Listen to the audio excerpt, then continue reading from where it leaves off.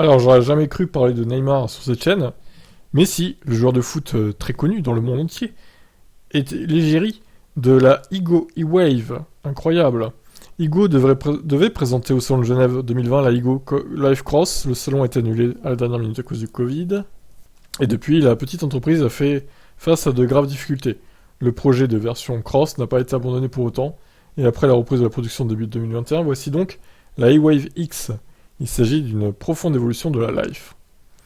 Alors moi j'aime bien. Alors pas la couleur, hein, qui est du acid yellow, ça nous rappelle un peu le Kona acid yellow là d'ailleurs.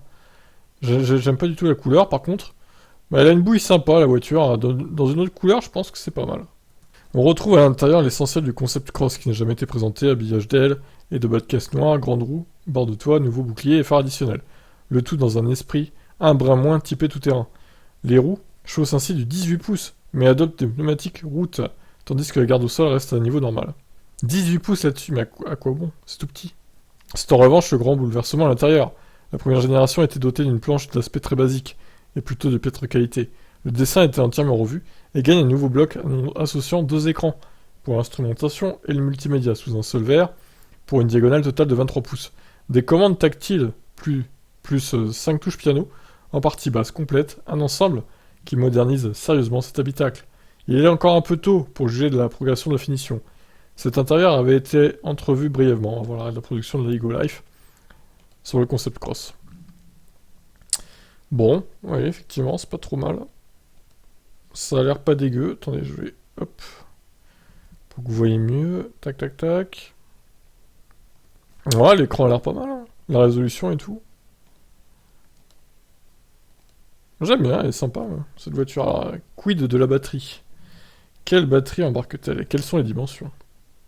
Avec son poids réduit et son moteur de 60 kW, la Ego Life avait déjà impressionné par son tonus. La E-Wave X compte faire encore mieux, puisque le moteur affiche à présent 80 kW.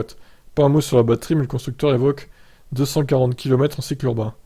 Elle était de 206 seulement sur la Life avec sa batterie de 21,5 kWh. Ouais, bon, ils ont pas augmenté beaucoup la batterie, a priori 24 ou 25 kWh, quoi, pas plus, hein. Bonne nouvelle sur le front de la recharge, la citadine allemande embarque un présent chargeur de 11 kW qui remplace le trop petit 3,5.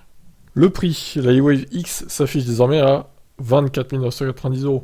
Un prix qui reste très éloigné du prix moyen des bolides présents dans le garage du nouvel ambassadeur de la marque, Neymar.